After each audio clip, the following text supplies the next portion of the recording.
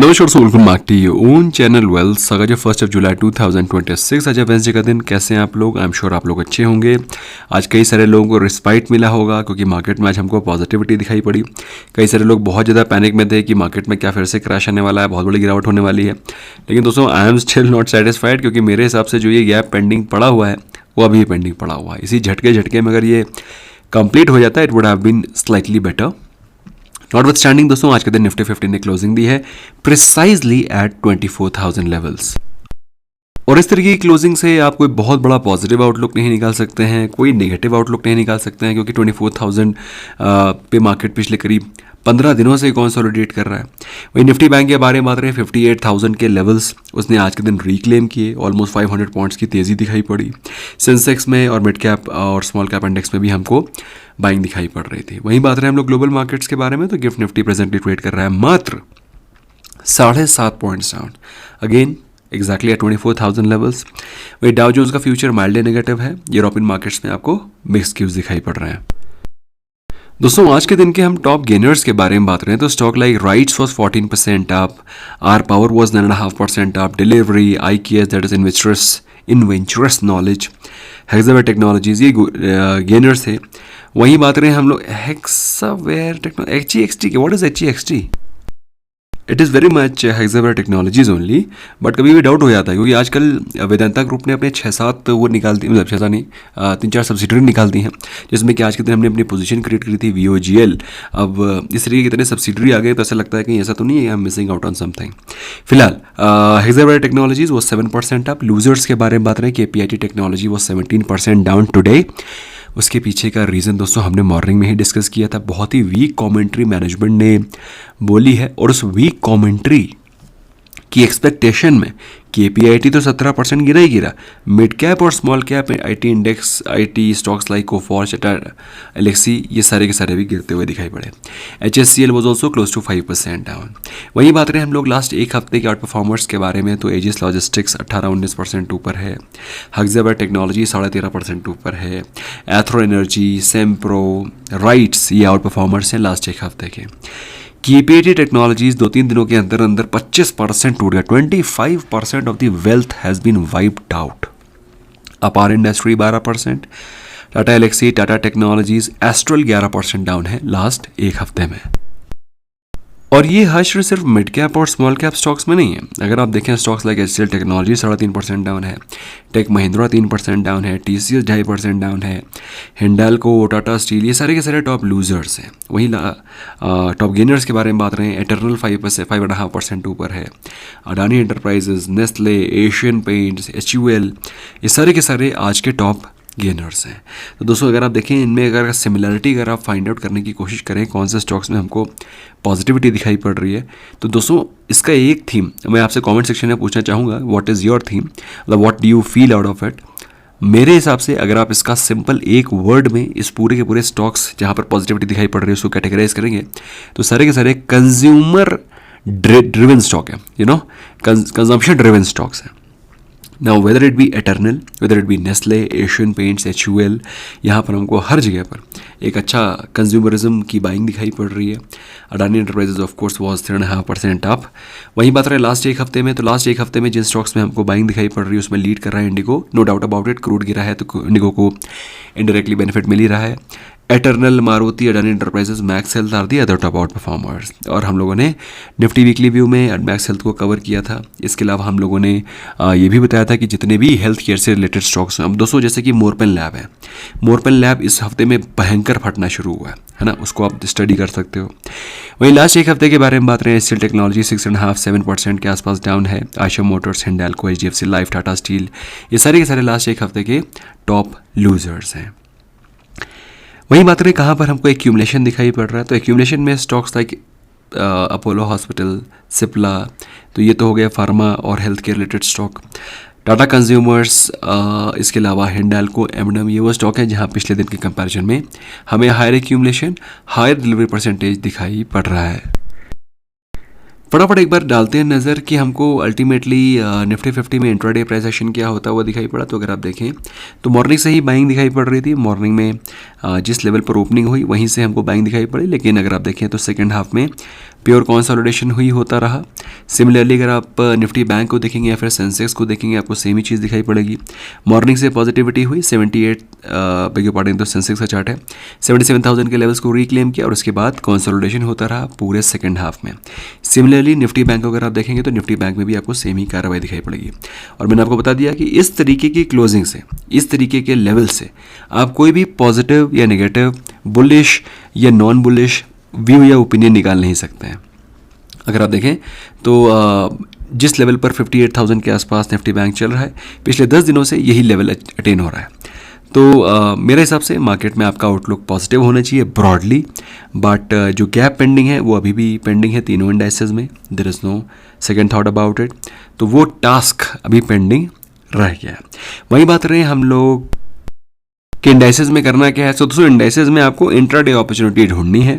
आपको कोई भी डायरेक्शनल मूव दिखाई नहीं पड़ेगा। डायरेक्शनल मूव ना होने के कारण मैं आपको कोई भी इस प्रकार का ओपिनियन नहीं दे सकता कि आप बाय करें या सेल करें, क्योंकि इस तरीके का कोई ओपिनियन निकल नहीं रहा है। इंट्राडे प्राइस एक्शन देखना है, उसके हिसाब से आपको ट्रेड करना पड़ेगा। आज के दिन के बारे में बात करें, आज है 1 जुलाई और 1 जुलाई को FII डेटा को अगर आप देखें तो FIIs ने आज के दिन फिर से सेलिंग करी है 1140 करोड़ की। DIs की तरफ से बाइंग है 2159 करोड़ की। सो ब्रॉडली अगर आप पकड़ के चलें तो ऑलमोस्ट 2000 करोड़ की नेट बाइंग हुई है, प्राइमरली लेड बाय DIIs। अब दोस्तों यहाँ पर हम लोग क्विकली फटाफट एक बार मिड कैप और स्मॉल कैप, देखो इन्फोसिस TCS को तो हम लोग कई बार स्टडी करते रहते हैं। आज हम लोग मिड कैप IT स्टॉक्स को एक बार स्टडी कर लेते हैं कि वहाँ पर क्या चल रहा है। तो कोफॉर्ज को देखें, आज कोफॉर्ज 6.5% के आसपास डाउन था। कोफॉर्ज मार्च के महीने में 1100 के लेवल से रिकवर करके ऑलमोस्ट 1500 चला गया, 1500 से ऊपर ही गया है।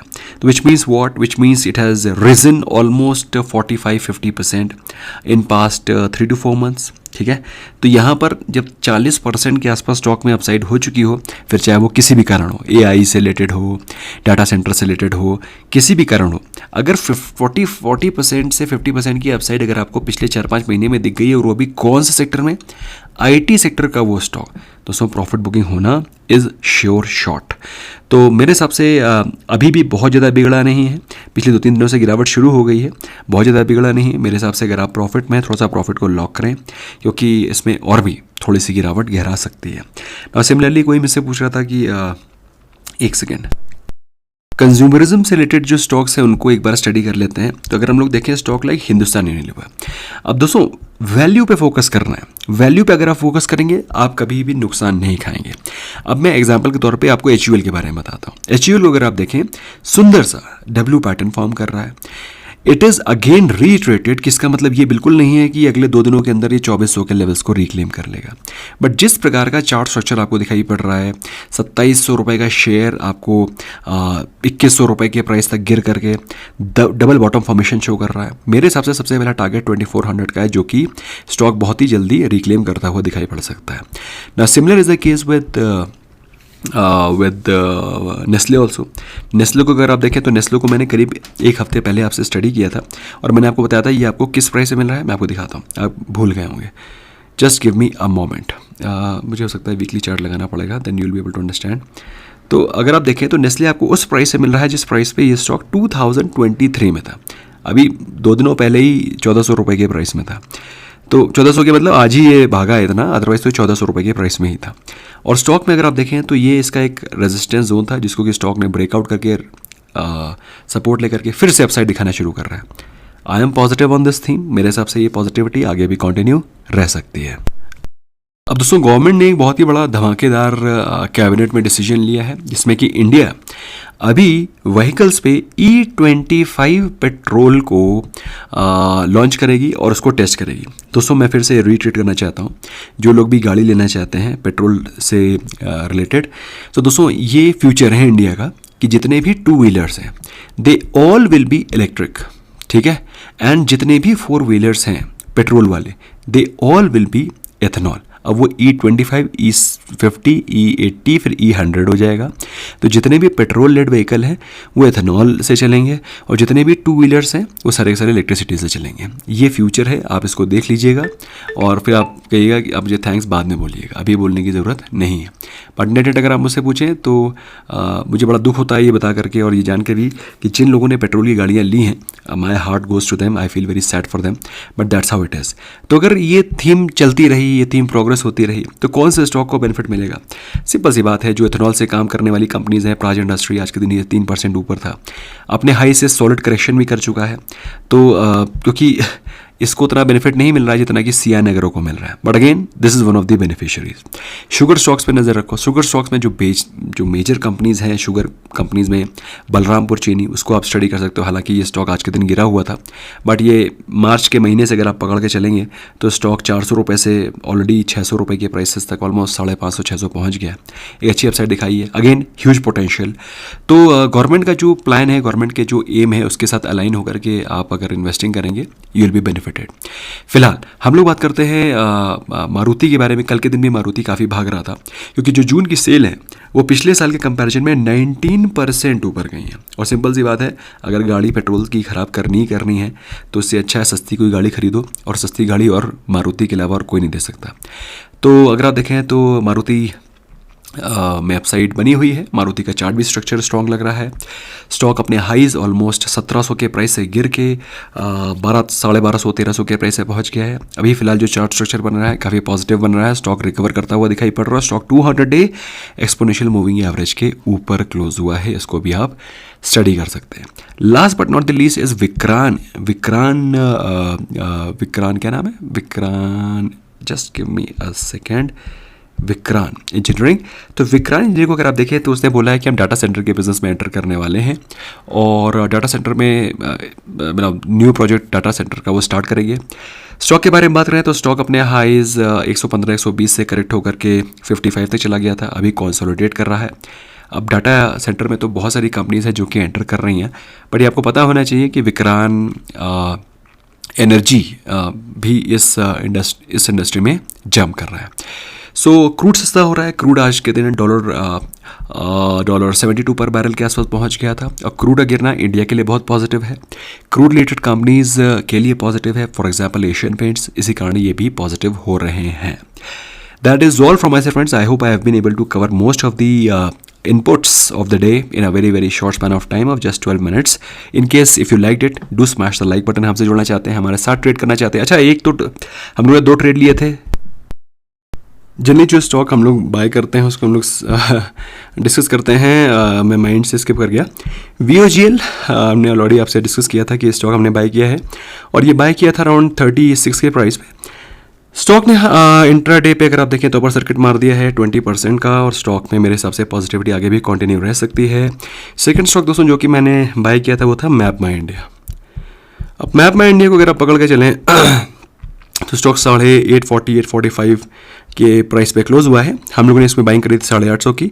हमारे जो टारगेट थे वो 865 और 880 के थे जो कि अचीव हो गए हैं, 2 टारगेट्स है ना। लेकिन इसमें पोटेंशियल बहुत इमेंस है। I just bring out your attention know why I am saying so. तो अगर आप देखें इसको तो ये स्टॉक अपने हाईज 2200 से 2300 इनफैक्ट 2600 से गिर के 800 के आसपास आ गया और 800 के आसपास आकर के स्ट्रॉन्ग सपोर्ट ले रहा है। मेरे हिसाब से स्टॉक में एक स्ट्रॉन्ग पुल बैक दिखाई पड़ रहा है।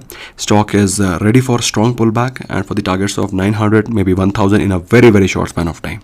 तो इस स्टॉक को आप स्टडी कर सकते हैं। अगेन जैसा कि मैं हमेशा बोलता हूँ कि किसी भी स्टॉक में अगर मैं पॉजिटिव हूँ तो या तो मेरी या तो मेरे मेंबर्स की पोजीशन हो सकती है। तो किसी भी स्टॉक में इन्वेस्टमेंट करने से पहले अपने फाइनेंशियल एडवाइजर की एडवाइस लें, ड्यू रिसर्च करें, जैसा भी आपको कंफर्टेबल लगता है।